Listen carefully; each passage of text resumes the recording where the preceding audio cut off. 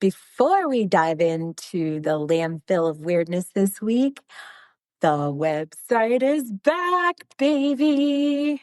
You mean the glorious return of gildedtrash.com? Exactly. The digital dumpster fire has been rebuilt and it is live. You can find all of our socials, binge our YouTube, and send us messages. Yes, even your weird uncle's ghost story. And of course, links to our merch. Which means if you've been dying to wear our logo on your chest, like some of you have, I know, drink coffee out of one of our mugs, use one of our beer koozies, or class up your desk with a Stay Trashy sticker, now's your chance. Yep, and the best part, no more is the site down again. It's up, it's working, and it is your one-stop shop for all things trashy. So that is gildedtrash.com. Go check it out before the squonk cries another river. Lanterns flicker, thunder rolls, Scott and Crystal on patrol. Back roads twist, the moon hangs low. Sasquatch tracks where the rivers flow. Welcome to another episode of Gilded Trash Podcast. Welcome back. We're going to get copyright infringement. We use that so much, but I love it. I love that song. It makes me want to watch Young John Travolta. I'm not drunk, I promise. I'm really not. Young John Travolta. Yeah. Back when he was normal. Yes. John Travolta was likable when he was young, right? He was. I mean, he got weird at a certain point. We all acknowledge that. I know, but if you think of, what's that, Urban Cow, or whatever that was? Midnight Cowboy. He was a little weird in that one. I mean, he's always been a little weird. I mean, I don't mean that, but I mean, he got, weird. Right. Not just regular weird, but, young John Travolta, straight killer, dude. Saturday night. Every woman in America at one point wanted to dance with John Travolta. Oh, if peak John Travolta, he was the stud of all studs. I can agree with that. You know what I mean? Because he's a good-looking guy, he's famous, and he could dance, and women knew that. So that's what made him so, appealing, I guess. I mean, yeah, he is a handsome guy, but that was on the cusp of the disco genre where gender bending was really starting to take shape. So, I don't know. To me, he was, I could see it coming a mile away, the weirdness. Well, I mean, he's so weird now, though. I mean, he's a Scientology. If you go down the Scientology road, dude, that's a big pill to swallow. Oh, remind me about that later, because that feeds directly into one of our subjects for our meat and potatoes later. That was the ice machine. Oh, I thought somebody was... Are you talking about Elron? I'm talking about LRH? No, because that's a different kind of a... But it is, though. Yeah, but I don't want to talk about that. Yeah, okay. We'll just... So, what have we been doing for the last couple weeks? Baby stuff. Our lives are boring. Although we did take him to an open mic in Huntington at the park. That was cool. Yeah, that was Even though, I mean, that's the thing is he's just, on the cusp of being able to enjoy so many things. Right. It's but he's just a hair smidgen too soon. Right. He definitely enjoys music. Oh, he enjoys the things that we do, but he's this close to enjoying them so much more. Right. For to the point where he'll be wanting to do things. Right. That's exactly right. Being forced to be driving. Right. He enjoys all that stuff, but he's an interested, curious child. Kids are like cats in that they're very curious, Like, they just are absorbing everything around them. So when we go, of course he's interested, but like he's more interested in what's going on around him. Right. When we He's go a places. people watcher. He does Oh, like to watch 100%. people. 100%. And he's definitely into nature, so he wants to touch all the plants and pick up rocks, and that's all things in his fantastic. mouth. Yes, put things in his mouth. I mean, he's definitely at that stage. That's the stage that he's at. For anybody that's out there wondering, that's the stage that he's at. If it can go, it will go into his mouth. Yes. But so now that we have a child in the house, I thought, and so, I consulted my trusty assistant, that there was a baby boom going on, right? It certainly seems that way. Like, everybody that we know is having babies. And I understand that families are cyclical. Right. I understand that that's Right. it's inevitable that it's going to go that way. But at the same token, we're not talking our family, really, at all. We are some of it, but like, that's not why we're thinking that. We're thinking it because it just looking out on our street, everybody's got a baby. Right. It's like 2 years ago, it felt like all the kids were like over the age of 10 running around. And now, like, all the kids running around the neighborhood with parents or adults, and they're all like under 5. Well, then, of course, I had to ask too, though, do we have new car syndrome? Right. You know what I mean? Are we noticing we got a Honda Civic are we noticing all the different Honda Civics because we just got one? Right. Like, you know how it goes. Right. You get a new car, you're like, oh my God, I didn't realize there was 1,000 of these things in my neighborhood. Right. Exactly. But I don't think that it doesn't feel the same. It's like, I see babies before, but it just seems like everywhere I turn, baby. Right. Well, so Chappie told me that one of the contributing factors is that I'm at an age where all of my peers are starting to have grandchildren. So that's more likely to show up on my social media feed. But you're not. You're kind of in between those ages. Yeah. I mean, very few of my friends, the ones that had kids in high school, might have grandkids. Right. But for the majority of it, none of my peers have grandkids at this point. And I'm not saying none, because I'm sure there's a few, and I definitely know a few. Right. But I'm just saying 90%. Right. But the thing is, too, with this is I think it's kind of a combination of all of these things. Well, and it is a combination, but one of the other things that leads me more towards like new car syndrome is that I'm also noticing that there are a lot of foster families out there, which applause, because like our situation's slightly different because we are related, but there's a lot, and kudos to everybody who's doing anything with helping children at all. Because it's a messed up world out there. Right. And there's a lot of kids out there that need something. Right. Again, to your point, though, you said about, our situation is kind of unique, but what we also learned is that it's not unique. Right. It is unique amongst the greater but within the foster community, it's one of the most prevalent. I mean, I've written articles, peer-reviewed studies.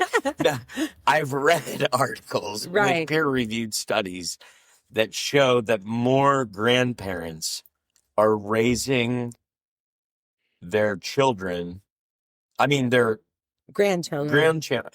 Grandparents are raising their grandchildren more now than at any point in American history. 100%. And I mean, there's a lot of factors that lead into that. Sure. We're not going to talk about them today because we have a whole episode. No, that could be an episode about that could be a whole episode. It's sad. But again, like, round of applause to the folks that are stepping up, because there's people that do, and that's, and a lot of the people, like, as a whole, as a community, it get like a bad rap. Right. Like, you're in the foster system. Mm-hmm. They're getting bounced around.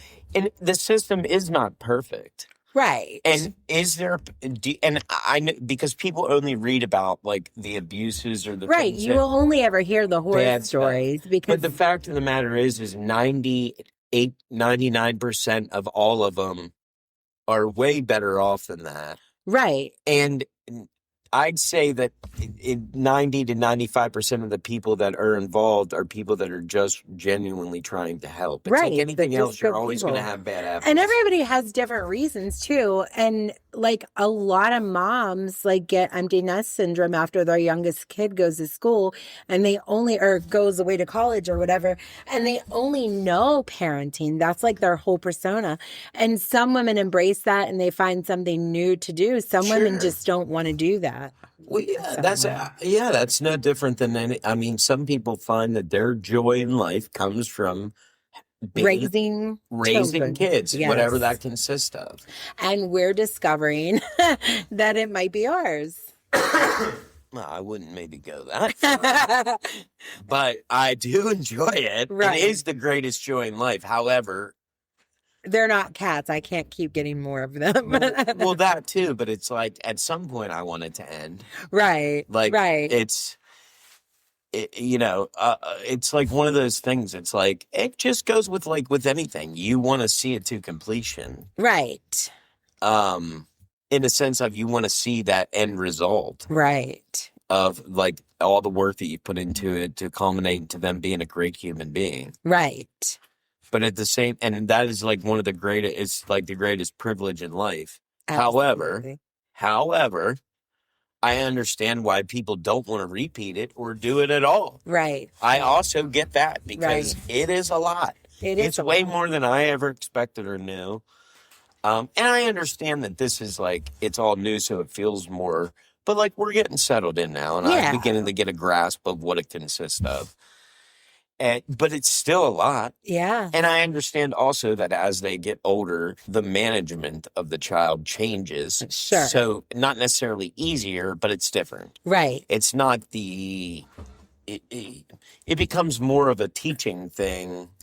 And less of a managing of just this little crazy creature that knows nothing and just wants to do everything. Yeah, absolutely does. And I've talked about this before. Like when I was younger, like my first go around with having kids, like the world was so different 25, 30 years ago. And I know that like every generation says that. And it is. For every generation it is. I'm not discounting it. I'm not saying that this is way different for me than it would have been for anybody else. But there are definitely technologies available today that weren't available when my kids were young. I think it's easier from that perspective. Yeah. Because you think about, but like you talk about the change, but like because like you think about you're like, because I've heard this sentiment before of it's more different now than it's ever been. Like the difference now between this generation and the last is more different than it's ever been. Really? Like between the generation where there was slavery and no slavery, automobiles, no automobiles. Right. Like, are you kidding me? Right. We've had huge leaps before from one generation to the next where things are absolutely mind-blowingly different. The Industrial Revolution. Absolutely. I talk about it all the time. It's exactly. one of my favorite subjects. Or even like, again, like I've talked about the like computers. We think that computers have only been around for X amount of years. They were actually around since the mid 1800s, just not in the scale that we think of or with the technology we think of. Well, sure. I mean, you could and you could apply that to anything. Right. I mean, because there's lots of examples of like ancient technologies that sort of don't even reappear then again for, how many ever years. But point being, though, maybe not every generation gap is as big or small as the other. Sure. But I bet they all trend towards the mean, you know what I mean, over time, because we just as human beings make leaps and bounds in everything, the world that we live in, every day, we've been doing this now for 6,000 years. We've been advancing forward for our entire and we continue to do so. Exactly. Yeah. So it's always going to be, and this is one of those things that like it goes, and I know this. You know what hasn't changed in centuries? What's that?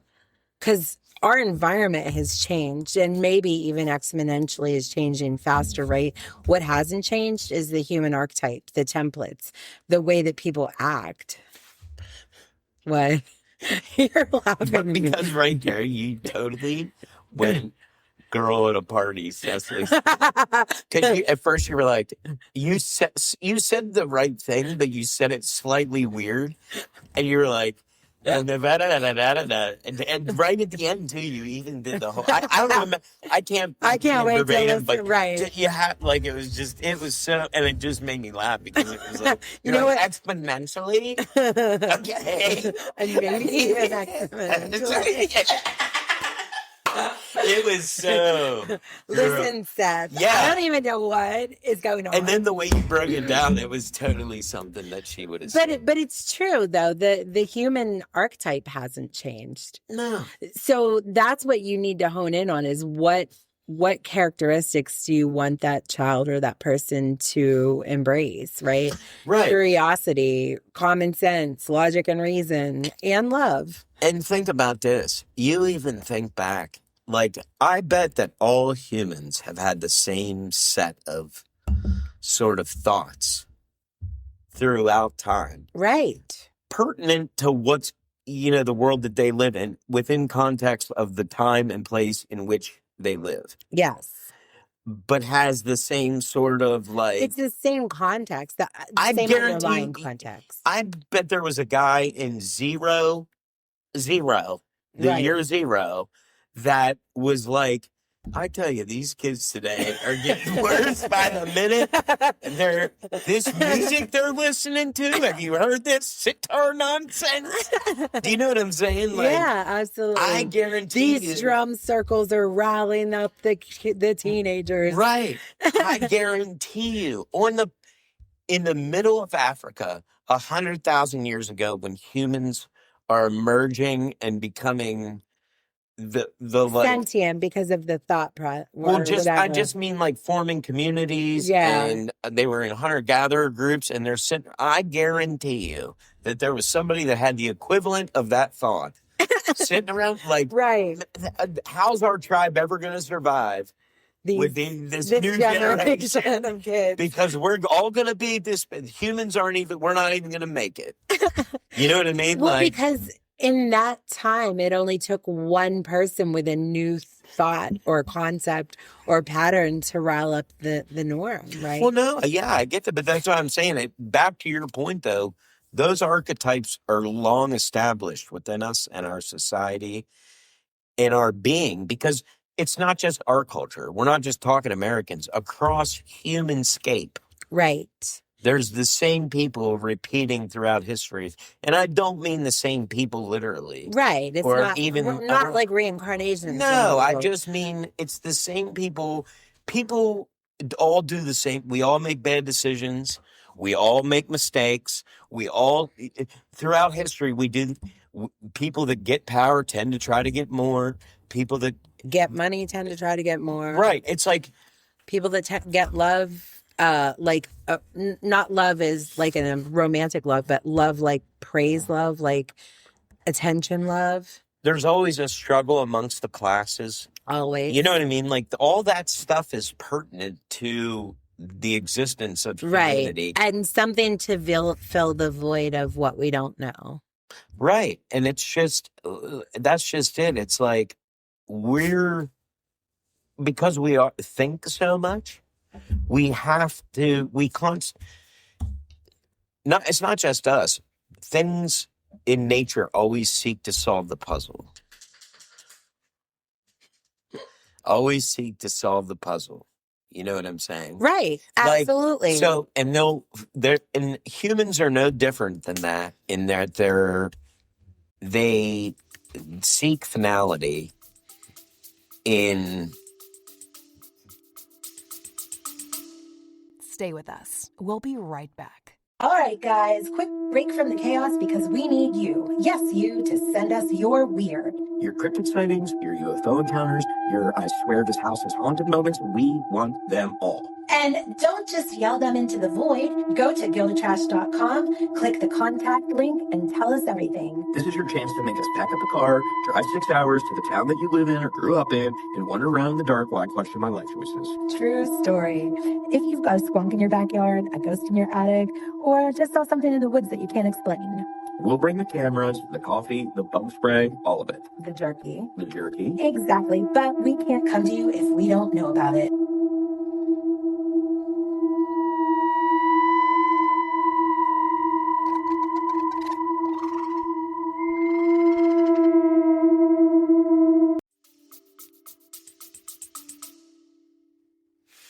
Well, even our brains and our eyes are trained to fill in gaps. Right. That's what I'm saying. So we have to, we always want to get to the answer. Mm-hmm. So the fact that we have these questions out, and the questions throughout time become less and less and less and less and less, because we discover more and more and more and more about the world that we live in and the way that the universe works and all of that stuff. So because, you know what I'm saying? Like, so a man 10,000 years ago, Right. while he still asks the same questions, like, why am I here? You know, this and that. The world that he understands is very different than the world that we understand. Yeah.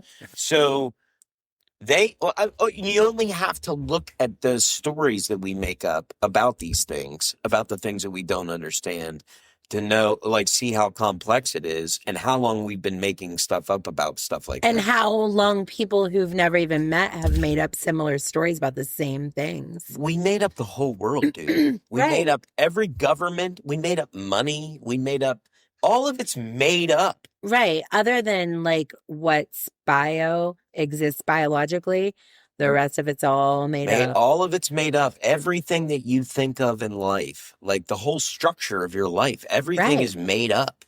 Right. And that's why I think the real rebels of society are the people that break outside of those things. Absolutely. And I love that you're saying that, but though, that because actually takes again, us to, well, it does, but we have something in between. We got one more subject real quickly Okay. in between. We've got some meaty meat and okay. potatoes. Well, because I don't we wanna might go start long going today, Well, guys. that's fine, but Right. So the other the middle ground here is that we've often, so you're ordained, right? And that fits into the shout out overall Universal story. Life Church. Yes, yes. And so you've done several weddings. Mm-hmm. Several means four. But Not several, because a lot of people get it and do one and done. right. A lot of people are one and done. No, not Michael Jordan. No. No, I'm not. I mean, but I have done 4. That's very realistic. Right. But it's more than 1, more than 2. But we have to unpack so the first one was the reason you got ordained to perform the ceremony. To marry our stepdaughter. Not our stepdaughter, that's my daughter. My stepdaughter. That's the joke. I know. No, you remember. I have to tell the story now. Because I know you gotta do. Explain it. So I got ordained so that I could perform the wedding of my stepdaughter, your daughter. And because she asked me to. Yeah, she asked me to. And so I just did the online thing, you know what I mean? And I never even thought about doing any other. It's not like Right. I wasn't like, this is going to be my thing. No, not at all. And we were sitting at the bar, and I was, just bullshitting with my friends. And he's like, I don't even know how it came up in conversation, but we were talking about this. I was like, yeah, I got ordained so I can marry my stepdaughter. It sounded real country. I got ordained so I can marry my stepdaughter. And then he said, what? You remember Yeah. who it was? And he's like, what did you just say? And he started cracking up laughing, and it hit me what I said. And Right. I was like, oh my God. And Mary was bartending then. Yeah. Still Yes. at the booth. and she was laughing, It was cracking up. It was hilarious. It is definitely hilarious. And it's like, it just, because it sounds ridiculous to say it that way, but then, like, to just casually say, I meant to literally marry her. Right. Like, in the sense of, I'm going to perform the ceremony. Right. But it was still But it's funny. still hilarious. But then, so my friends and my sisters and all that knew that Scott was ordained for our daughter's wedding. So then everybody was like, hey, can Scott do this? Can Scott do this? So the first wedding, so that wedding I was rooting for her to stay married. Sure, but it felt right. He felt like a good guy. We were rooting. Whatever. But it didn't work. It just didn't work. Fine. For various reasons. For various reasons. Not just the marriage itself. Right. Like, so then my nephew wanted to tag along with his girlfriend while she was going into boot camp in, I think, North Carolina. And the military rules, whatever, the only way that he could go with and stay on base with her is if they were married. And that's like, I know hundreds of people that have yeah, I mean, people get married for a variety of reasons, and military things are one of them. That's definitely one of them. And a lot of them don't work. Some of them do. Yeah, of course not. Here's the fact of the matter is a lot of marriages don't work, period. But you have to look at where the marriage started, right? Absolutely. So that wedding number 2 didn't stick. But I want to throw this in here with wedding number 2.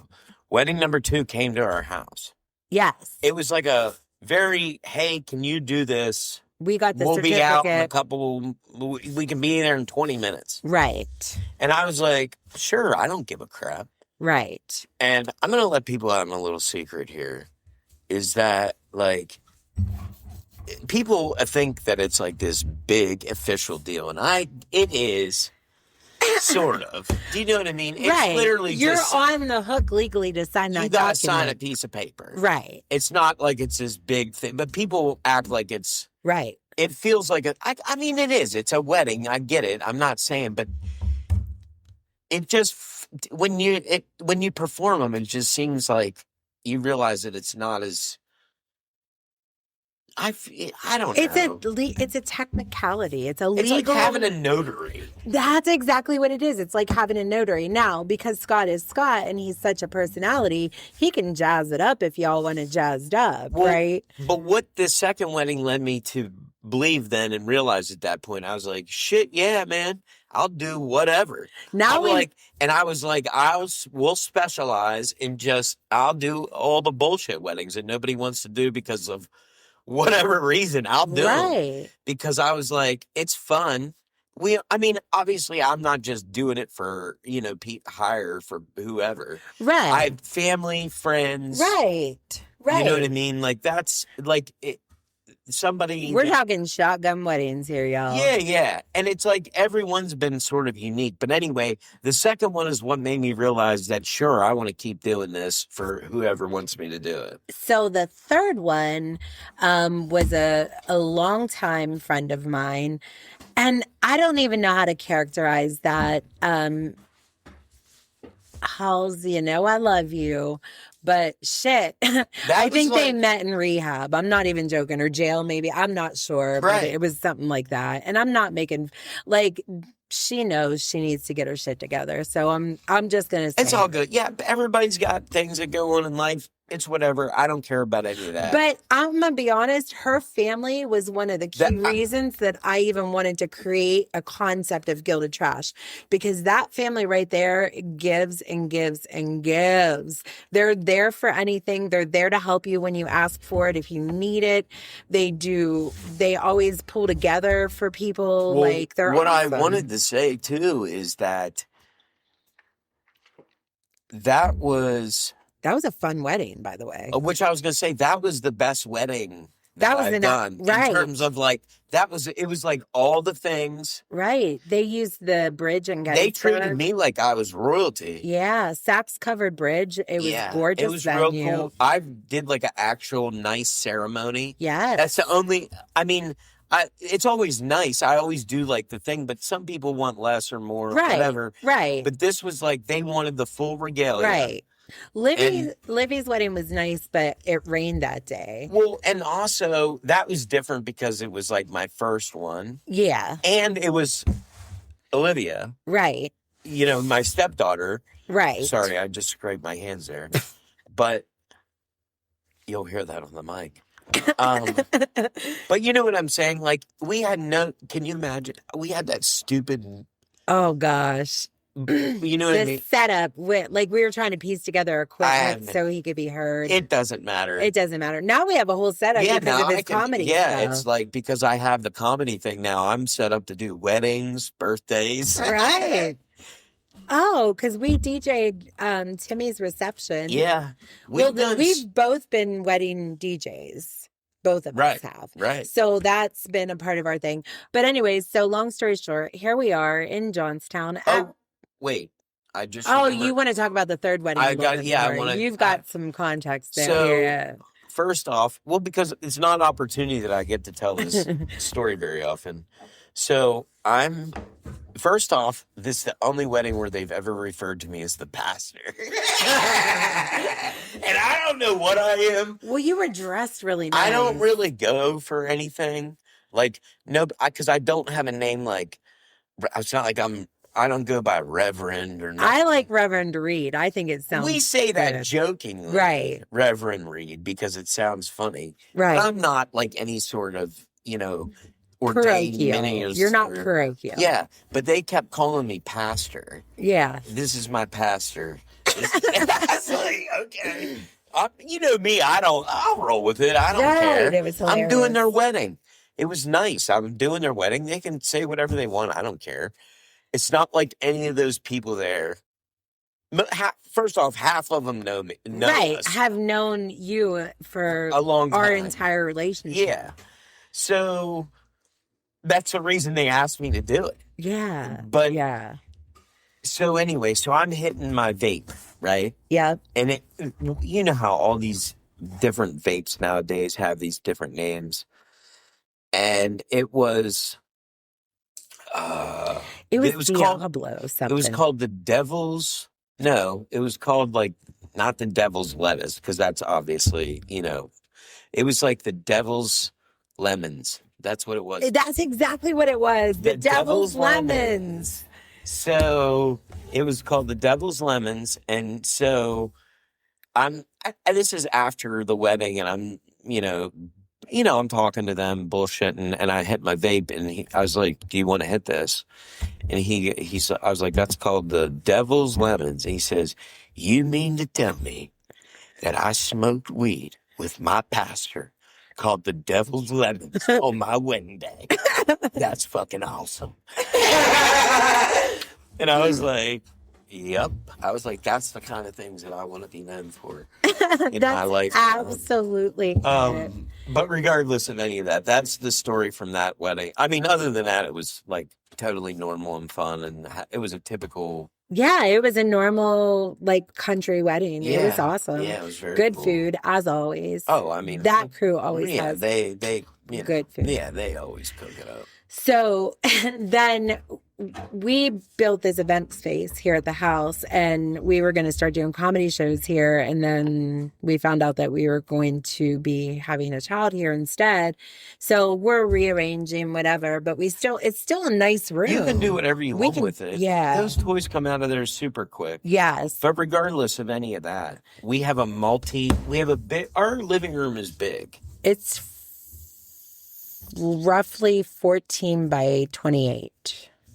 Yeah, I mean that's a pretty good sized room. Yeah, it's for a normal house living room. It's not like we're talking mansions here, obviously. Right? But I'm just saying, you can fit quite a few people in there. Yeah, you know what I mean. We do for family events and stuff like that, so we can fit quite a few people in there. Right. Especially depending on what kind of seating. We have benches built into the wall. Yeah, you know, it's like a tiny banquet hall, really. Yeah, it's exactly what it's like.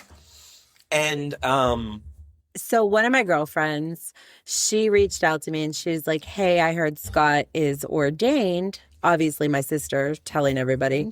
And she was like, hey, can Scott perform a ceremony for my daughter? They just want to do like a quickie thing, nothing fancy.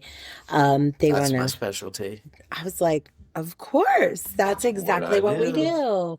So we still actually, I think we still had the Christmas tree up because I was dragging feet on taking it down this year. So I don't know if it was late January or early February, but. No, I was talking to one of the people that were here about the Steelers, but I don't remember if it was like in context to that was like a heck of a season or what is going to happen next week. Oh, right. Do you know what I mean? Like, right. I don't know. I don't remember. I remember the conversation enough to remember it was about the Steelers. Right. But I don't remember. It was after you got your pizza oven, though, because you had. Yeah, we also went out there and looked at my pizza oven. Yeah. So it was after Christmas. But when did I get my pizza oven? At Christmas time? No, before. We cooked pizzas on it. All right, let's just settle this. I have to know because, like, I feel like I'm going insane when you said January or February. Oh, shit. All right. It was December. December 14th. Boy, do I got a good memory. Okay, so December 14th, you performed a ceremony for my longtime friend, Brandy. I've known Brandy since she was pregnant with Izzy. So that's kind of even cool, too, because she used to hang out at my house when she was younger. She was young, maybe. I don't want to throw Brandy under the bus, but she was a young teenager. But I was pregnant with Dakota, or had just had Dakota, maybe. So, yeah. And I had known Davey. So for people who listen to this podcast who aren't from Johnstown, it's broken up into like 5-block neighborhoods all throughout the city. It's like a 5-block neighborhood. And Moxham is one of those 5-block neighborhoods. But even Moxham, there's like Upper Moxham, Lower Moxham. But Davies and his family grew up on Cypress Avenue. And we grew up at that end of Moxham, whatever that is, Lower Moxham, by Cypress School. So we all knew each other. Like, there was so many kids that all grew up together. Now, so I'm segueing into that because I've known these guys. I've also known, so it's Izzy and Tayshawn, and I've also known Tayshawn's parents for like my entire life. So you were just the person you were just talking about was the bride's. Yeah, parents. Davey and Brandy are Izzy's parents. And Tayshawn. And Tayshawn is Tasha and Bo's son. Okay. And Tasha and Bo. I couldn't remember what I couldn't remember what was Bud, not Bo. Bo Moore's a musician. Tasha and Bud are closer to my age. I knew what you meant though. That's why. Yeah. So like we all knew each, like all the parents all kind of knew each other. I don't know if Davey and Bud were friends or knew each other or ran in the same circles, but we all did know each other because we were all like Johnstown, Ferndale kids. Like the Dale, Cornerstown, Moxham kids all knew each other growing up. But anyways, so fourth wedding. Let's talk about how to do a wedding the right way. Because yes, it was a quickie wedding. Yeah. They were in here maybe 20 minutes. That was the most ideal wedding that I've done. Yes. I mean, I love a good regular get up. Yeah. It's a whole thing when you got to go somewhere. Dress up. Get dressed. Yes. Do the whole thing. Like at first, and then I'm drunk somewhere. And then I don't like that. Anyway, a good, you call me up and you're like, hey. I'm going to be at your house at 12. And you're like, okay, let me throw some pants on. Right. And so I can do this thing. They're like, we want it to be the fastest, most efficient way possible. We just want to get this done. But then they brought, like, they had to add the whole, but there was a lot of, so the other quickie wedding that I did, there was no one else. Right. It was Just the just mom, them. just my nephew's mom. So, but this one, they had their whole crew with them. Right. So it was like, all we the were set up parents for. were here. The Yeah, it grandma was was like, here. Yeah. yeah, like, and I didn't, not that I cared, like, but the point being is I didn't know that was like. Because we would have catered. Shit. They ended up leaving to go eat Chinese, maybe. It don't matter what they ate, but I would have had some. I had just got that pizza oven, man. I'd have been cooking up some pizzas. They'd have had a good old time. Hell yeah. And that's the kind of people we are, though. Like, are we all friends now and hang out now? No. Like, I see Brandy when I see Brandy, and I talk to Brandy when I see Brandy, but that's about it. I say hi when I'm out and about. Right, but we love to entertain people. I think that's the gist of it, is that we love to entertain. I'm always up for a good time. You know what I mean? Like, in the sense of, like, I'm always willing to throw something in the smoker. Right, on the grill, exactly, and chill, and just, And now we have an excuse to never leave our house. We are always cooking. How many times? Well, yesterday we got to cook for the first time in a long time. I mean, in terms of, like, for other people, right, on a large scale. So the whole reason I'm even talking about it is because I want to highlight the fact that 3 of the weddings you've done ended very quickly. Very quickly. Mm-hmm. This wedding is going to last, and here's why. 1, they have been together for 6 years before they decide to get married. Absolutely. They're coming around to 7 years. This is by far the most legitimate wedding. The most legitimate wedding. All my other ones, up until now, I've not really done a legitimate wedding. Were the people I thought were, like, in love. They were the first people that I met that I performed a wedding for that I actually thought were in love. Yeah. And so they've been together for coming up. So I sent Izzy some questions, and she was gracious enough to give me some intel. Well, so I'm just going to tell you some of them. So I said, how did you 2 meet? And she said, I didn't know Tayshaun before we met. He added me on Snapchat, and then a few days later asked me if I wanted to go eat with him. And so she's very shy and awkward unless she really, really knows somebody, right? Mm-hmm. So she said she did finally grow out of that phase. But she said yes, and they went to Denny's at like 9 at night. And she said, I don't think I said more than 10 words, but I did devour my pancake and eggs. And then afterwards, she said they just talked for a while and started hanging out. And he said that at first he thought that she was super dry and that he almost stopped talking to her because she was too shy and awkward. Oh. I mean, that's how things happen. That's so sweet, though.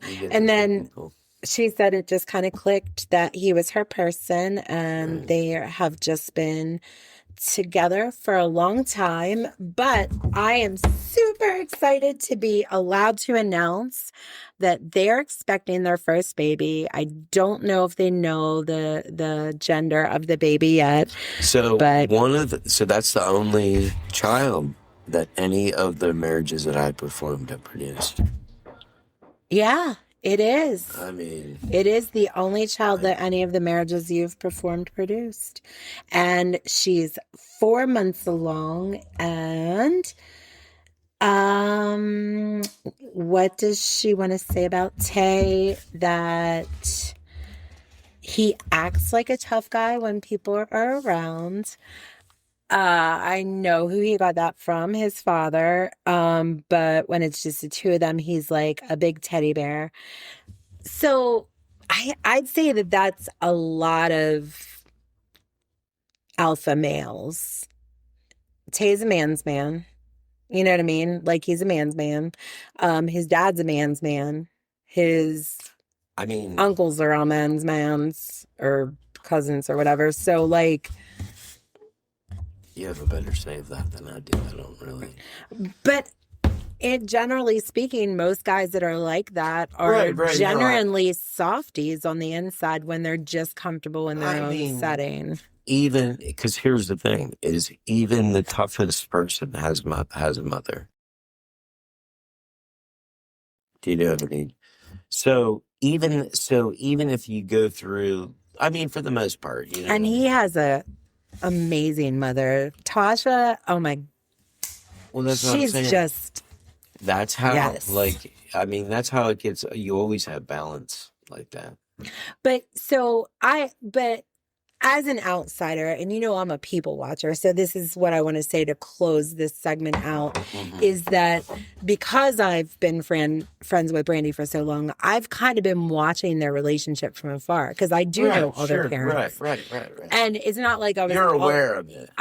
Right. I've been aware of their relationship for a long time, and I see each of their parents like posting about them and things like that. And in the back of my mind this whole time, I was like, these kids are going to succeed together. Like I was rooting for them before they even knew who I might be. You know what I mean? Like it just goes to show you that a lot of times I mean, how often do you know when people are like going to be, when people are a good team and when they're yes, that's it. A good team. You can tell. A good team. Because like I said, you and we could also identify the train wrecks that would be the other ones that you see. You know it going into it. Absolutely. Yeah, you know it's. Are you surprised every once in a while? Sure. Absolutely. You get thrown a few curveballs here and there when you see something wild happens or whatever. And you're like, I didn't see that coming. But for the most part, you can tell pretty easily. Right. Like who is going to make it and who's not and who's good together and who's not. Right. Absolutely. And I've been rooting for these two. And so I asked her what she thought made their relationship successful. And she's like, they lift each other up all the time. They're always rooting for each other. We're rooting for you guys too, kiddos, because this generation needs some strong couples to impart wisdom to the next generation. That's exactly right. There's got to be some that make it through. And I'm very excited for this baby. This baby is a Johnstown legacy. There you go. Johnstown legacy baby. Yep. Legacy baby. Now that you've explained to me the generational whatever, the family tree, you call it. Yeah. Yeah, I mean, it's Johnstown. It's like, what's he say? Finally, what's the name? Wedding Crashers. The lodges and what's he say? I don't think do you know what I'm talking about? Though? No. Where he's like, he's talking about two great families uniting. Oh, you know what I mean? Like, when he decides to propose to what's her name? But Christopher Walken does this. He says something about these two great families coming together, and it just made me think of that because it's like right.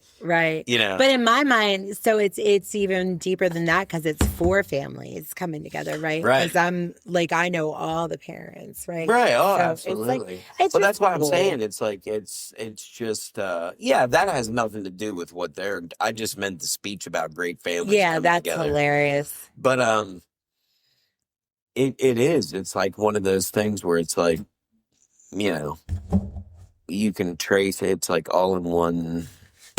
Yeah, like right, and they are. Actually, that's it. It's defined. So baby on the way. I'm so excited.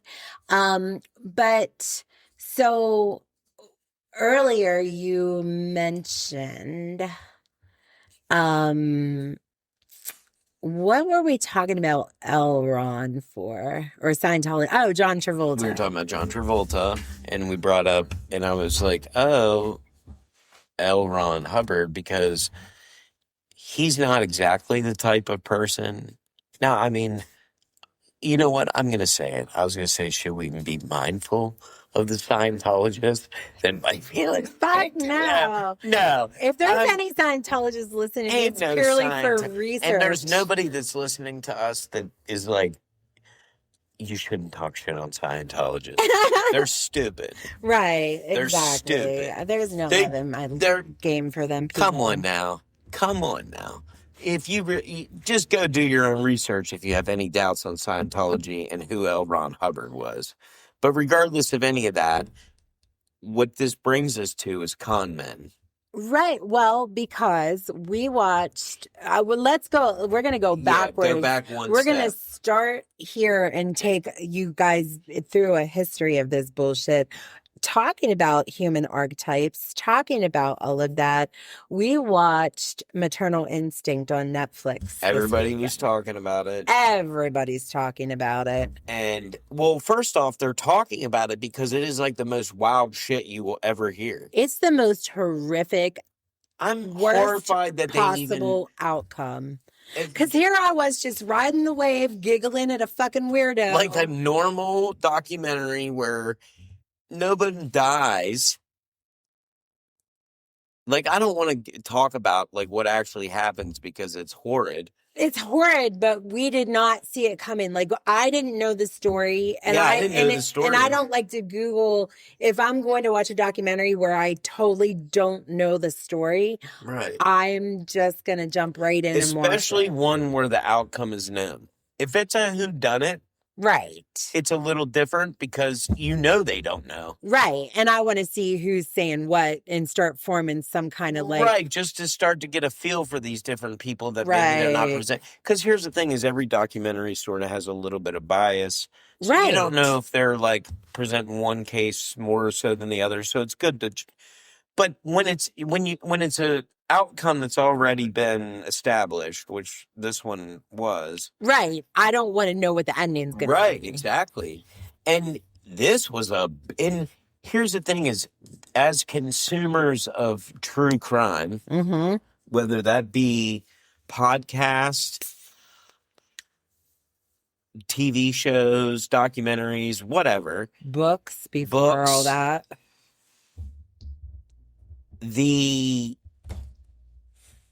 This is one of the most craziest, wildest things that I've heard. Like, I mean, this is horrific. This is the type of shit.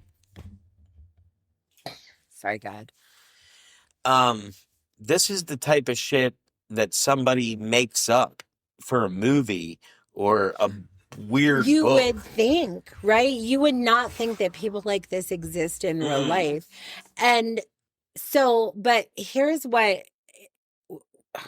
I even was like, hell yes, we're doing this as a podcast episode, subject meat and potatoes, because we talked about it before, but I didn't lay the whole thing out because none of you know this person that is listening to this podcast unless some of my TikTok friends have made their way over here somehow. But And if they did, thanks for the listen. Yeah. Hey, what's up? You found logic, reason, common sense, and nerds. Because remember, fucking frog bitch, I told you this podcast is not for you. Anyways. So no, I told somebody on TikTok that she's like, oh, you're for listeners. And I was like, first of all, bitch, I have 52 subscribers on my YouTube channel. Second of all, this podcast is not for you. It's for smart people.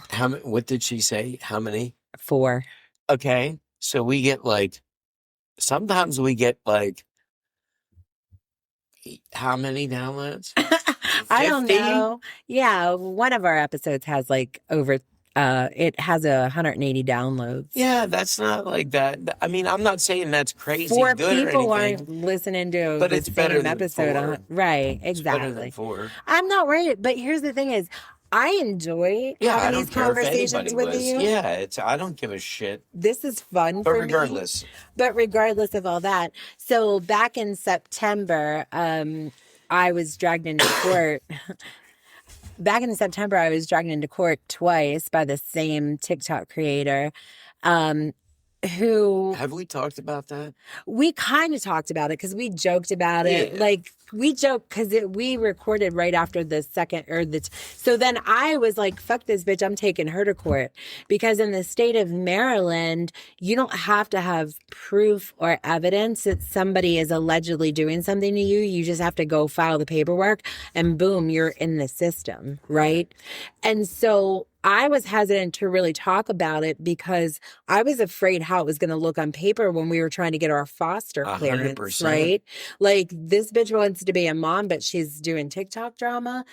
But no, that's not what was happening. Exactly. Like that's literally not what was happening. What was happening was I communicated to somebody that was a mutual friend of ours that I thought she was lying about her medical conditions. And I've learned, thanks to one of my TikTok friends, that is called malingering, when you like use real like things that happen to other people and like in a medical sense that make them your own. Right. It's like Munchausen's, but it's like not that it's not quite. It's not, you're not diagnosed with a disease. You just do it. Like you don't have, because Munchausen's people like sometimes believe that they have the stuff. I just want to say that I don't like saying words that have G's and R's together like that. What? Malingering. Malinger? Yeah, no, I'm just saying. Oh, it's my new favorite word. No, I don't like saying words. I don't know why, but this was bothering me. Anyways, I was staring at it, I'm OCD. But anyways, so, and I'm going to say her name because people that know. Doesn't matter. It's not defamation. I'm just telling the truth. Amanda. Right. The greater point. I call her Scamanda, but there is a Scamanda and we'll get into that.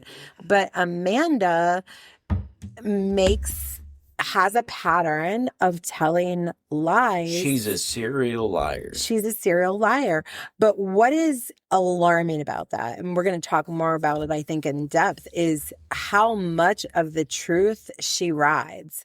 She rides so much. She rides like 90% of the truth in her stories. And I would even venture to say 95 in some stories.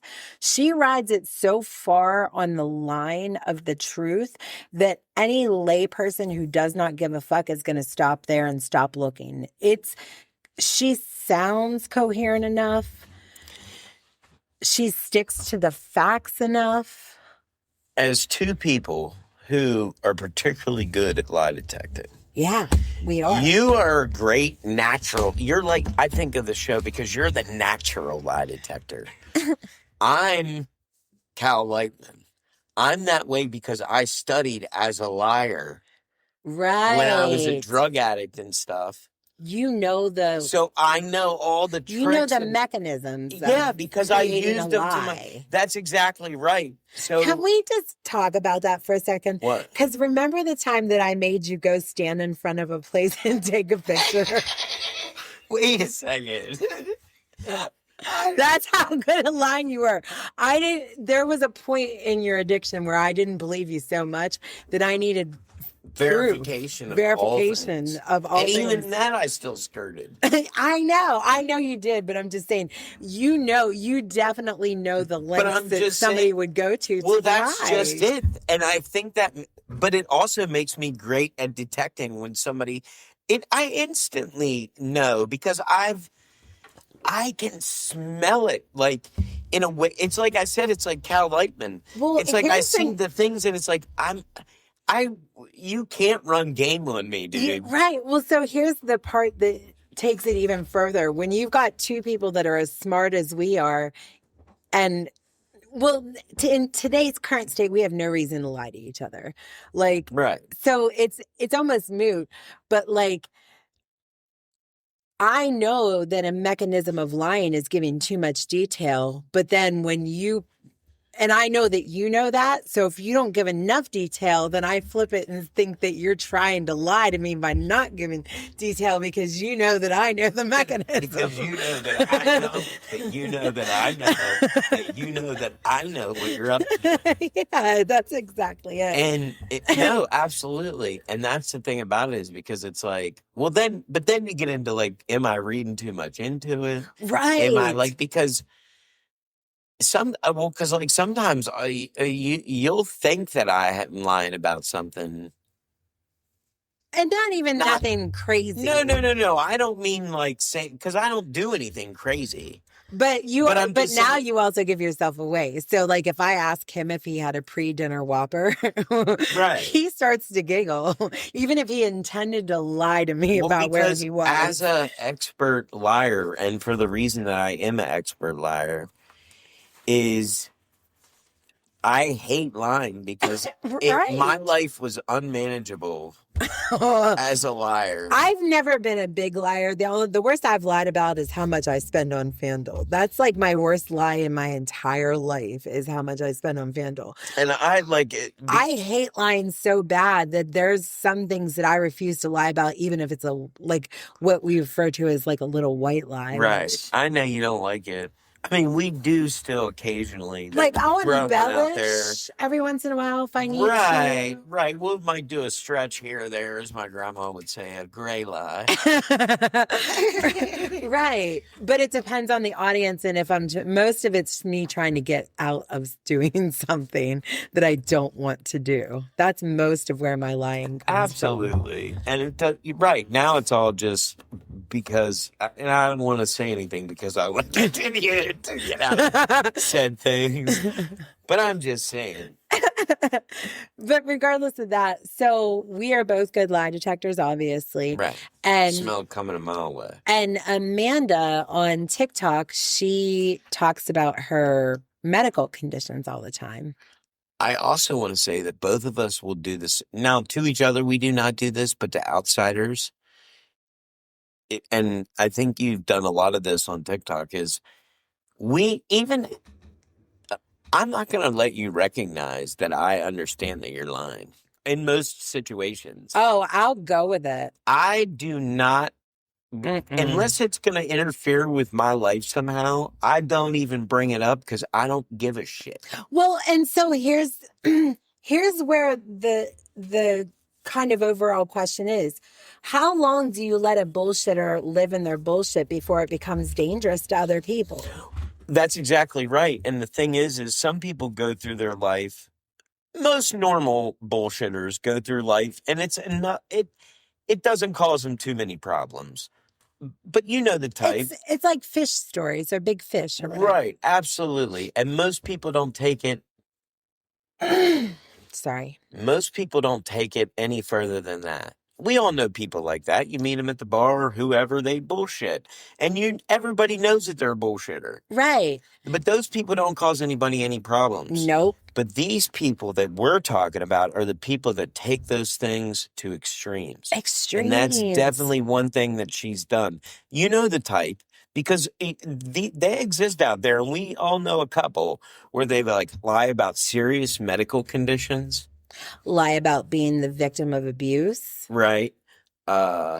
It's sympathy farming. Right. It's all sympathy farming. Right. Sympathy farming is a whole personality where people get they existed before their internet. Fucking serotonin spikes from people feeling bad for them. Right. And then there's that's the type that we're dealing with here. And you see it a lot on social media because it plays right into the model. It made a lot of people that otherwise wouldn't have that ability. Right. To Who else are they going to talk to? A new audience. Right. Now they have an audience. Before it was like they had to go to the hospital and just get their shits and giggles from the nurses that felt bad for them in the candy fucking They moved through everybody in their own circle until eventually they have no one. Right. And then they would start trying to find new people, but that's as far as they could take it. But with the internet and social media, they can continue this in a way that they can take it to extremes they never even dreamed of. But on social media, I catch things. So I won't remember the details that somebody said, I went to Walmart at 4 p.m. on Saturday. I'll never remember any of that, but I catch the nuance and the theme, and that stays somewhere with me. So when someone contradicts themselves, I might not be able to like go back and find it immediately, but I have a network of friends and I'll be like, hey, remember when Amanda said this? Well, now she's saying this. And I hold a mirror up to people. That's all I do. I don't sit there and pick apart somebody's personality. I mean, I talk shit on somebody's personality, Right. but I'm not making assumptions. I don't like to infer or nuance that somebody's one way or the other. If enough people are saying it and I can find one or two things that lead me to believe it, then it's probably true. And I'm going to clock that and I'm going to look for that the next time I hear you speak. All I do is cut people and remind them of when they said something different. That's all I do. And it's fun for me because it helps me to recognize patterns. And I've also learned a lot of lessons. I've learned about jumping on bandwagons. One of the biggest lessons that I learned with Amanda is if you sit and like, if you don't have any bias filter, right? Or filter bias or bias filter, like I fucking hate this bitch because she tried. She knew that we were trying to become foster family, and she put me in the system in Maryland. Well, here's the whole thing about it. That we're talking about something that's not happening in real life. It is real life. She took it to real life. Well, that's what I'm getting at. This is something that existed online only prior to anything. Right. It should never go to real life. There should never be. I'm not saying that there shouldn't be, like, you can do whatever you want on the internet. Right. You shouldn't be. And that's where the gray areas are right now because there's no real legislation on it. And the thing is like, do I think that the internet should be a free-for-all? No, but I also don't think that it should be easy for people to, like, dox people, so to speak, for no real reason. I mean, you know what I mean? We're not talking about something crazy. We're talking about you're talking shit on her. Right. She's talking shit on you. Right. Like, we're talking about it. And that's all well and good. Like, if we would have left it there, she made a video telling everybody my real name and who I work for, which I had managed to keep, like, private. She told them that I was using my company information. Right. She took it to the ultimate extreme. Basically tried to have me fired from my career job, right? But I took it to their legal team. I went right to work the next day and was like, here's the video. Listen, do with it what you will. Straight up perjured herself. Oh my God, so many times. Because we've verified with the company that she has not worked for them, does not work for them. They can't find her in her system, at least in the systems that they have, which say go back maybe 10 years or something. Right. Even if, and I'm just lowballing that. I don't know that that's the fact, but I'm just saying, let's say that that's all the further back it goes. She literally said in court, I still work for them. Right. Like, that's perjury. You're under oath testifying in a case. That's perjury. Right. So, like, the fact that she's willing to perjure herself for something so freaking stupid, to maintain a lie about where you work. Well, and not even that. The whole premise of her saying that the premise was a lie. She went to court twice and filed documentation 2 times saying that I was harassing her online. Right. When I didn't even contact her. I had not been in contact with her. I texted a mutual friend and said, hey, Amanda's video about having a stroke looks suspicious to me. Maybe I'll post about that later for some fun because that's what we do on TikTok. Amanda was on TikTok filming her ambulance ride, telling all of God's internet that she was having a stroke. Right. So I thought that looked sus and I wanted to say something about it. And I didn't even get to say something about it that day because I had charges 2 days later. Well, not charges, but I had to appear for court 2 days. They had filed charges against me for harassment before I even made the fucking video. And the point of all this, though, is this was a long repeated pattern. This wasn't like you pulled this out of thin air. Like you just seen this video. This person was already doing this every time something come up medical emergency. She was Every time something come up, medical emergency. She was like talking schmexuals in a live one night, and somebody like, I don't remember exactly what happened, but somebody went in on her, and I know who that somebody is, but I refuse to say his name because I don't want any attention. Went in on her, and she allegedly had a seizure and was in the hospital for 3 days over somebody yelling at her. This man lives in the Northeast, and you live in Maryland, and you had a seizure over him yelling at you on the internet? Like, what the fuckity fuck?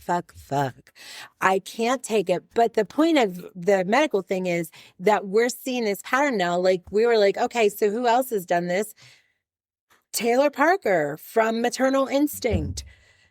Before she did what she did, she had a long running history of faking lying. cancer, faking. Yep, and the thing is then look at the other one, Scamanda. Was that the one that did the cancer thing? Belle Gibson did, Scamanda did, they all did. So this is like a running trend now, just in the It's medical almost like thing. somebody wrote a book on how to scam people out of money, and one of the chapters is you have brain cancer. It's just one of those things. When you're a scammer, there's different things and you learn what scam you learn. You know what I mean? Right. Like you come across these for various reasons, Right. by the company you keep or how you were raised or whatever. Right. You learn these skills. Right. But so in Amanda's case, though, she does have GoFundMes. And I'm not saying that she doesn't have medical conditions. So Sure. They may be legit. What I'm saying is that somewhere in the middle of all that, she's telling people she just runs lies all the time. So like scam in a different sense, because I don't think she's not looking to scam people out of money per se. And she's not running a particular scam. She's just a serial liar. That's the best term for her. Fucking liar. And we all know people like that. Right. I'm sure you probably know one in your life. Right. And some of it is a drug. Sometimes they're drug addicts. That's a common people that Yes. are drug addicts are usually serial liars, but they can also be just serial liars outside of being a drug addict. Some people are just like that naturally. Right. Where they're already doing that and then they're a drug addict and so it just rolls right into it. But she has a history of doing it. And with Amanda, I know I keep coming back to her because we have other people to talk about. But the thing that drives me insane is like what I was saying is she actually has probably has grown up kind of weird of a life. But like, so there is a cold case in Frederick, Maryland. And I can't remember. It's Tracy Fitzpatrick Tracy Fitzpatrick. That is still a cold case to this day. Amanda's father, her biological father, who did not raise her, right, Donald Barnes, was a suspect because he was a security guard there. Mm-hmm. But do you know who's keeping that thread alive on all social media? Her. Amanda and her boyfriend, husband, whatever he is. Right. Well, but this brings us to a greater, where we're going is tying this out to a greater point. Right. Which is that, first off, and she's one person disrupting, all these things. But think about all these people that are out there that are like this, that in your own life, that are like, we all know people like that are like, I'm not saying that they're super common, but we all know, because most people cut those people out of their life. They get cut out of like every family. Or there's a way to deal with them. Like you deal with them, like you said, there are certain people that just, they're a bullshitter. You'd be like, oh yeah, really? You did that? Okay, cool. And you let it go. But when they're actually going after people in real life, or they're like harming somebody, hurting somebody's reputation in a malicious way. Well, that's what I'm saying. These people, these people are, that's why I said they're rare, but they're not that rare, because they get cut out of most people's lives because they're always looking to actually scam. Yes. Whatever it is, like they're looking to run game on you somehow. Right. Even if it's something small or whatever. Right. Because that's how they operate in life. Right. So they're and always for looking some people, to... it's goods or things. And for some people, it's that serotonin. Yep. You're exactly right. It's all part of the same thing. We were talking about human archetypes and how people's personalities are, they just are what they are. You know what you're getting in a lot of cases once you've had the opportunity to talk to somebody, right? Unless they're a good con, unless they're a good liar. And then you don't know. And they sound sane. They sound so credible. And they have been through, and we only have recorded, been certain things, but I'm sure it's shown up even back in the way, BC. Right. Like, there was always people probably trying to scam people. Oh, for sure. You've got the concept of snake oil salesmen and all of that. Right. But I'm sure in biblical times there were people who were not who pretended to be other people, right? To do or whatever, right? We know. But when we start getting documented history, right? One of the earliest cases is Cassie Chadwick, and that was in the 1800s. And she actually claimed to be Andrew Carnegie's daughter and received millions of dollars from banks who assumed that they were going to get paid back. Wow. Like, that's wild to think that back then it's almost like the invention of lying, where he's just like,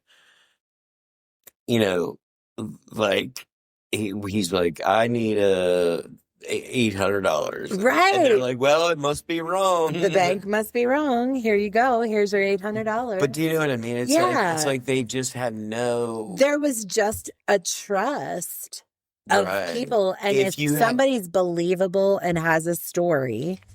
It just so the mechanisms change, obviously, throughout time. Right. But it's the same thing. It's the same. They're doing the same thing. And if she was able to ride the facts close enough and look the part, then a bank president is not going to want to embarrass Andrew Carnegie by saying, hey, your illegitimate daughter was in here. Can you verify? Right. They're just going to go about their business. That's and be wild. Like, it's so wild. And then we've actually saw this case from a couple different angles because of all the different things that we watch. But Anna Anderson, who pretended to be Anastasia Romanoff. Right. And to this day, I don't even know if they've debunked that. I think they did debunk it. Finally debunked with, it. Like DNA. Because they found the Romanoff remains of. They finally found. Anastasia. But that's a cool. But it led to so many great. Obviously, just the Disney movie Anastasia is pretty cool. I actually took Dakota to see that when she was little. That was cool. But this is the one that blew my ever-loving mind. So before I talk about him, let's just talk about the fact that one of our absolute favorite movies is Catch Me If You Can. Yes. First of all, Leo DiCaprio. Is masterful in it. And Christopher Walken. Tommy Hanks. Tommy Hanks. It's a great movie. It's a fantastic movie.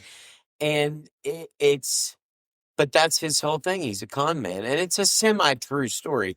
It is a true story, but the movie's a very... Right. It embellishes. Of course, like every Hollywood thing, it takes some liberties with the truth. However, what I was amazed to find out is that before Frank Abagnale, in the 1940s through the 1960s, there was another figure doing relatively the same thing, and his name is Ferdinand Waldo Demera. Yeah, he wasn't cashing checks, but he was impostoring all sorts of different things. He posed as a monk as a prison official. So that was the only time he was on a show. It was with Groucho Marx show. And he said, yes, I have been to prison, but it was because he posed as a prison guard in Texas and got away with it. And my favorite, though, was he signs up for the Canadian Navy as a surgeon. Yes. Because when he was a monk, he met this guy, this actual doctor. Dr. Sear. He used that doctor's credentials to sign up for the Canadian Navy to go fight in Korea. Yep. He ends up, he's on this ship. They need him to save the lives of all these South Korean soldiers. It was like 17 or 21 soldiers. He does all these surgery. He goes in his room, reads his book on doing surgery. Right. And does all these surgeries, saves these guys' lives. He was a hero. A hero. And then he got charged. Right, because he used somebody else's credentials, but I think he escaped maybe. Because I don't know if he ever did prison time. No, but I think I don't know the exact history of it, but it doesn't matter regardless of any of that. But you had mentioned when we were talking about it earlier that he did not look like somebody who would do that. He did not look like somebody that would be a con man per se. But here's the thing is if you are a con man and you're fortunate enough in life to have a look that doesn't make you look like that, then that's just an added part to your game. It's like any other natural thing that you have an advantage of. Like if you're tall and you play basketball, you're going to be better than, I mean, not necessarily, but you know what I mean? Like you have this advantage. Or if you know what I mean? It's the same sort of thing. Like if you look like an all-American good guy, people are going to treat you like an all-American good guy. That's why people also say you shouldn't get tattoos and you shouldn't do this and you shouldn't do that. It just goes back to my point about getting haircuts. Like, here's the thing. That's a thing you don't think about is, so look at most of the people you can pick out a drug addict coming from a mile away. I know I can. And I think most of them are pretty obvious. But the ones that you don't know are the ones that know how to keep a look that at least they can blend in as a regular person. You know what I'm saying? Right. Because then that allows you to maneuver it differently. Right. Which brings it back around. I'm just going to drop this in here and then I'm going to let it go. Amanda uses filters on social media. And when I say uses filters, those filters are fucking working out. Well, they're doing heavy I'll say lifting. this, from what you originally showed me, which was her filtered pictures, originally, which I mean, but let's be fair. The filtered pictures are pretty. She looks very pretty. She's a bigger girl in the pictures, but she looks pretty. Regardless of any of that, what I was going to say is those are the only pictures I saw. Now, I never thought that I would see her in real life, but unfortunately, due to the court, we saw her on video. And I was like, is that the same person? Because if you walked into a room and I was supposed to pick her out of a lineup based on the pictures I'd seen previously, it's not, it's just not even in the same realm of. Right. It's not the same face shape or whatever. It's not the same person. When I use filters, I use it to fix my makeup. Yeah. Most people that use filters just use it to smooth up their wrinkles or whatever. You know what I'm saying? They don't change their whole. But it also made me stop using filters as much because I want people to know what I really look like. It was that egregious. Right. Hers is that egregious that I'm like, fuck, is that what people see me as? I don't want anybody to. I don't want anybody to be scared of what I don't want anybody to be jump scared of what I look like in real life if they would ever meet me and don't know me, right? Right. So, but It's wild. It's But regardless, so wild. it's But it plays into this. yeah, People believe people who look nice. the part. That's who part look- of the running good game is looking the part. That's half the battle. and sounding like you know what you're talking about. That's Which- half. When you're trying to deceive someone, you want to look the part. You want to sound like you know what you're talking about. You know what I mean? Like you have to act through it in a way. And part of that, like I said, the big 50% of it is looking like whatever you're trying to do. Right. Which, so like both of these have documentaries, so I don't want to drain them, but Anna Delvey and Elizabeth Holmes. Right. Both of those bitches looked the part. They were believable. Acted the part. Said But the right things. Here's one that also has a documentary, so I'm not going to drain, but it blows me away. So I don't know if you remember the Nicholas Rossi documentation. He was like getting people to go overseas and shit. Right. To film for him and shit. He was sight unseen. They had never met the real Nicholas Ross or the person who they believed they were working for. This was all done via internet. No, they might have had phone calls with people, but he was using people to scam on the phone and shit. Well, that brings up a great point because so we know about all the like previous scam. You would think that like back in 1900 it'd been easier to scam. It was only as easy as it is now. Right. Because people still do it. And that goes back to the point of it just, the mechanism changes for the time and the place. Right. But it's the same. But the same people find type a weakness. of people looking for your weaknesses. Right. And they know how to exploit that. And they use the same tricks on your mind.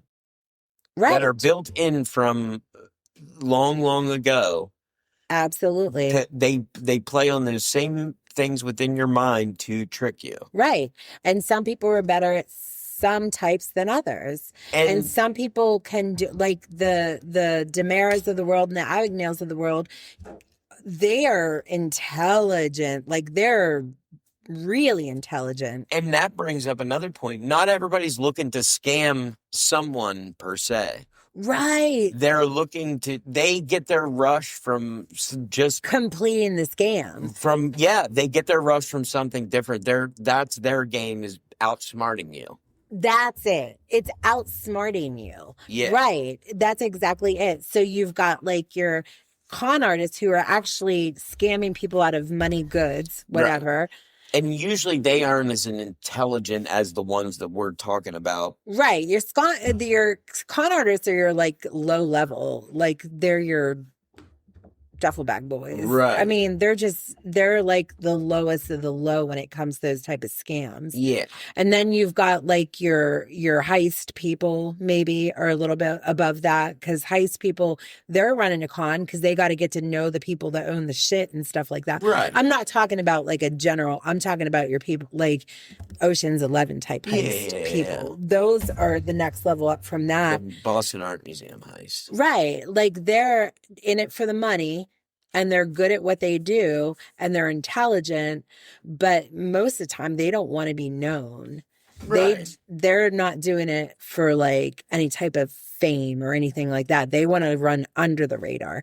But when you start getting into the people that are doing it for like the spikes of the rush of the feeling, that's where it can or cannot be dangerous. Well, and that's where these other people like Amanda and like some of these other women that we've seen documentary, the maternal instincts, Amanda. Yeah. Men do it too. I'm not implying that. I'm just saying we watch documentaries on those too. Right. But the women seem to do it more for the rush. Well, and I think women are a little better at it because women are naturally better at tricking men. Absolutely. Men are dumb. I mean, let's be real. On a grand scale. And a woman can trick a man if she wants to. Right. And I mean, obviously, but it seems like the men that are doing it, like Demara, are, again, like they just, it's an inner power. Or how about even that one doctor guy that had all them different wives? Dr. John. Yeah, like that's the same type of thing. Same thing. It's a power move. It's a power move. And but again, there's so many different levels of this, but this one in particular, it's like it's not about necessarily a scam for money. Right. Sometimes they do that too. Right. But a lot of them, it's more about the love of the game. Right. I mean, it's like they just, well, it's what they do. So we'll close it out on this one because it wasn't even on my list, but even Gypsy Rose Blanchard, she's like a combination of all those things because like she scammed the producers of the goddamn documentary when she, you know what I mean? When this all came out, because we all believed that Dee Dee was a horrible person. Some people can't not scam. Like I'm saying, like, even when you think that it's all part of an even bigger scam. It's it's like a Russian nesting dolls of scam. Right. You know what I mean? Like when you think you've peeled back the layer, there's another 32 dolls underneath that. Oh, it's you know what I mean? Like with some of these people. Right. It's like, and here's the thing is like, because of having lived a life of managing lies, it's so exhausting. So to try, like, to imagine to try to keep up with it for like a drug addict, I understand because like it's an ends to a means. Right. Right. But with some of the to just do it for no reason whatsoever, to me it's just it's mind blowing because like why would you want to put that stress on yourself? Right, because in today's day and age, everything is verifiable. That's the other thing. But most of these people are banking on people not taking that step. Well, not only not taking that step, but not really knowing how to take that step. Because how many people do you know that know absolutely nothing about looking something up? Looking stuff up, I know. Or anything. Like that's the reason that scams still exist is because we still have people in our population not calling out that, but it's not just the elderly. I guarantee you there's a bunch of 20-year-old kids out there that could smoke me on trying to feed me bullshit because I just don't know what they're talking about. Right. They start talking to me about something I don't have any idea what they're talking about. They could run game on me. Absolutely. But you know what I mean? I'm not saying, but like, it's like there's a huge part of the population that just doesn't even know how to do the basic stuff, you know, to check something out. Right. Well, but that goes back to even a better point because, like, you think about it, most of them can't check their news. Most of them can't check regular facts. Right. To even get an idea. Right. So it's like, that's a huge part of the population. And then you've got that population that was born and raised on sending money to the televangelists. Oh, that brings up a whole other sort of. Right. Because, like, you have people that were, like, bona fide scammers. Right. No, I'm not saying you know what I mean? Like, I'm sure some of the televangelists are fine.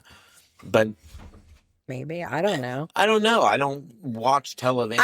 Here's the way that I look at them all. Is that did most of them probably start out with positive intent? Well, sure. Yeah, and I'm saying but money compromises people. Well, and that's exactly right. Is I don't think that there's any minister, pastor, whatever in the world.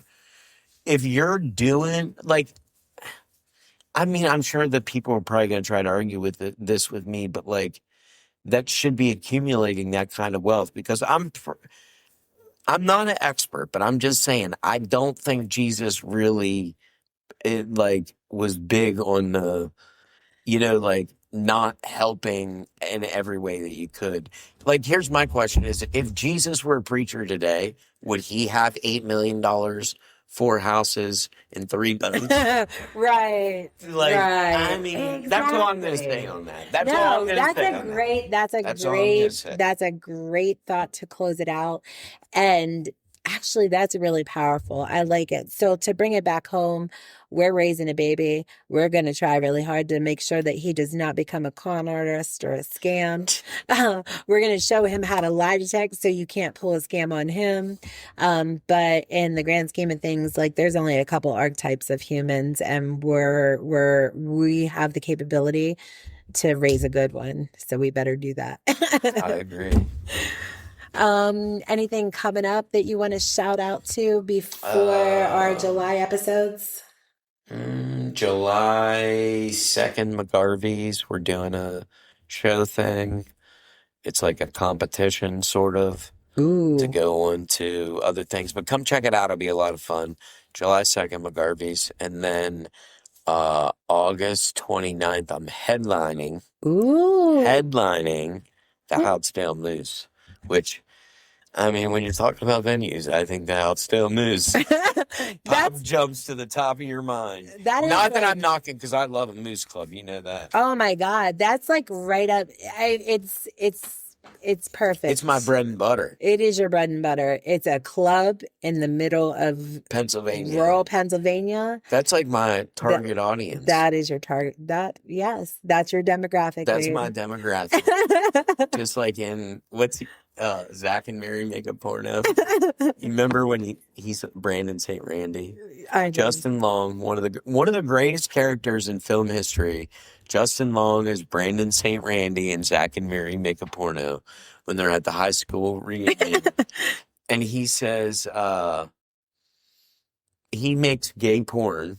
Right. And he's like talking to Seth Rogen, and he's like, I make gay. He's like talking about making gay porn. He's doing this ridiculous voice and has this ridiculous mustache. And he's like, I wouldn't have pegged you for porn or whatever. And he's like, well, you're not my demographic. And Seth Rogen's like, well, what's your demographic? And he's like, do you like pussy? And Seth Rogen's like, yeah. And he's like, not you. Oh my God. So your demographic is Monrovers and also Houtzdalers and all everyone the in other between. Small, towns. So, well, if nobody's told you bitches today, stay trashy. Stay trashy. Mic in hand, laughs hit the air. UFOs flash without a care. Gilded trash where the wild things roam. Comedy legends, we bring it home. Haunted highways, midnight stash. Riding shotgun, kicking ass. Whisper, swirl, mysteries in sight. Who knows where we end up tonight?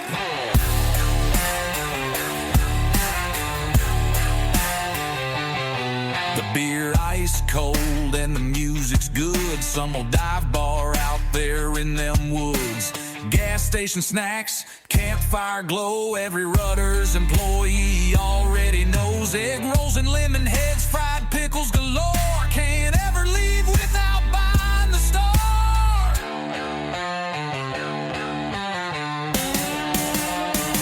Gilded trash, where the wild things roam. Comedy legends, we bring it home. Haunted highways, midnight dash, riding shotgun, kicking ass. Hold tight now, it's a winding ride. Scott and Crystal, side by side. Barbecue joints, laughs that last. Hop on in, friends, this is Gilded Trash.